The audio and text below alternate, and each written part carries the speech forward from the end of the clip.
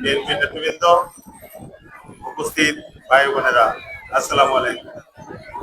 বক্তব্য রাখার সময় খুবই কম, 2-4-5 মিনিট পরেই মাগরিবের আজান হবে। অল্প কথায় আপনাদেরকে আমি ছেড়ে দেব যে নামাজ পড়তে পারবেন ইনশাআল্লাহ। যে কথাটা বলতে চাচ্ছি, আমি আজকে এখানে এসেছিলাম 31 দফা, যে আমাদের নেতা জনাব তারেক রহমান সাহেব এই জাতির কাছে একটি অঙ্গীকার করেছে যে 31 দফার মাধ্যমে এই বাংলাদেশের যে ধ্বংস যে মেসেজটা করে গেছেন, সেই ধ্বংসকৃত বাংলাদেশকে উনি পুনর্গঠন করবেন এই 31 দফা বাস্তবায়নের মাধ্যমে। এটাই আমাদের একমাত্র কাজ। এই জাতিকে, সাধারণ মানুষকে এটা আমরা ঘরে ঘরে পৌঁছে দিতে চাচ্ছি, সবাই জানো যে আগামী দিনে আমাদের নেতা তারেক রহমান সাহেব রাষ্ট্র ক্ষমতায় আসলে পরে এই 31 দফার মাধ্যমে দেশকে উনি পুনর্গঠন করবেন। যেজন্য আজকে আমি এই বক্তব্যের শুরুতে স্মরণ করতে চাই আমাদের দলের প্রতিষ্ঠাতা শহীদ প্রেসিডেন্ট জিয়াউর রহমান সাহেবকে। উনি মেজর ছিলেন, সেই অবস্থায় মুক্তিযুদ্ধে অংশগ্রহণ করেছেন, স্বাধীনতা যুদ্ধের ঘোষণা দিয়েছেন, রণাঙ্গনে যুদ্ধ করে দেশকে স্বাধীন করেছেন এবং ৭৫ সনের পট পরিবর্তনের পরে দেশ যখন একটি সংকটের মধ্য দিয়ে যাচ্ছিল, সেই অবস্থায় সেনাবাহিনী এবং জনগণের তাকে রাষ্ট্র ক্ষমতা দিয়েছিল।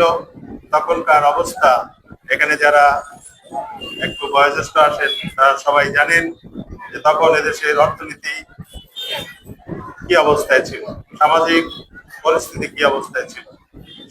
সেখান থেকে এই গঙ্গুর দেশটাকে জিয়াউর রহমান সাহেব অর্থনীতিতে এবং সকল দিক থেকে যখন দেশটাকে উন্নতির দিকে নিয়ে যাচ্ছিল, তখন ষড়যন্ত্রকারীরা তাকে চট্টগ্রামে একটি মর্মান্তিক ভাবে তাকে নিহত করেন।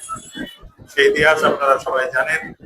আবার তারই সন্তান এখন 17 বছরে এদেশের ফ্যাসিস্ট যে সরকার ছিল, 17 বছরে যারা এদেশকে লুণ্ঠন করে শেষ করে দিয়ে গেছে, বলতে গেলে সমাজের প্রতিটি প্রতিষ্ঠানকে তারা নষ্ট করে দিয়ে গেছেন।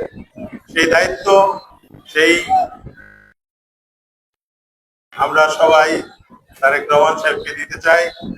তার বাবা যে কাজটি করে যেতে পারেননি, সেই কাজটি আমরা সবাই চাই তারই সন্তান জনাব তারেক রহমান সাহেবের মাধ্যমে এদেশের মানুষ ফিরে পাবে এবং এই সুন্দর দেশ হবে, যে দেশটির স্বপ্ন আমরা সেই পাকিস্তান আমল থেকে দেখে আসছি, কিন্তু আমাদের সেই স্বপ্ন কখনো বাস্তবায়িত হয় নাই।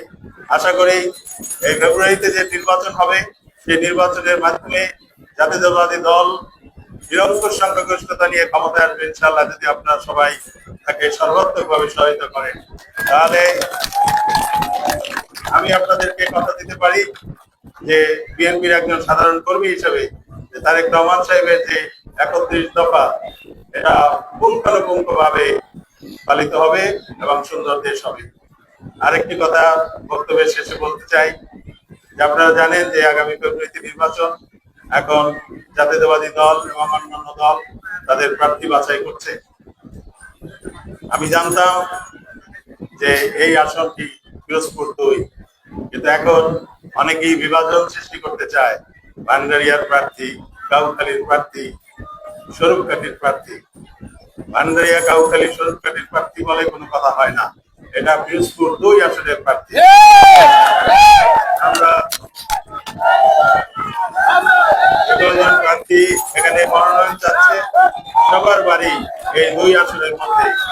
আমরা কেউ বরিশাল, ঝালকাঠি অথবা বাগেরহাট থেকে আসলে আমাদের জন্ম এই পিরোজপুর 2 আসনের মধ্যে।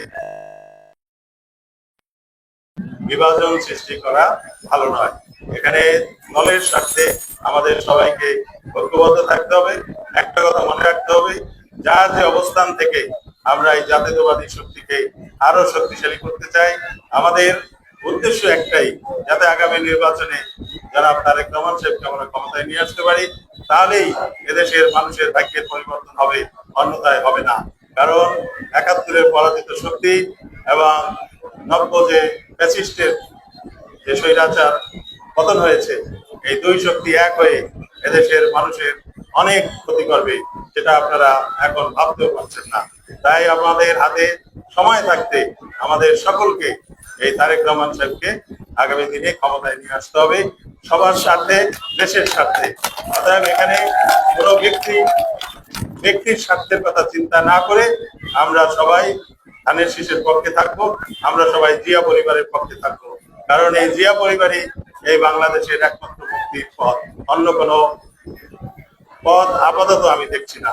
তাই আপনারা সবাই সজাগ দৃষ্টি রাখবেন, কারো কোনো উস্কানিমূলক বক্তব্যে বা কারো কোনো এই ব্যস্ত সুযোগ দিয়ে দেওয়ার পার্টি যারা আছে তাদের কথায় কান না দিয়ে সবাই আমাদের সকলকে নিয়ে, গ্রামবাসীকে, এখানে সবাই তো উপস্থিত হতে পারেন নাই, যার যার গ্রামে যার যার বাড়িতে আপনারা এই কাজটি করবেন। আর আজকে আমি বিশেষ করে আমার মার জন্য বেশি কথা বলতে পারলাম না। আবার দেখা হবে, আমি আবার আগামী মাসে আপনাদের মাঝে ফিরে আসবো ইনশাল্লাহ। আল্লাহ হাফিজ। বাংলাদেশ জিন্দাবাদ, জনাব তারেক রহমান সাহেব জিন্দাবাদ, বেগম খালেদা জিয়া জিন্দাবাদ।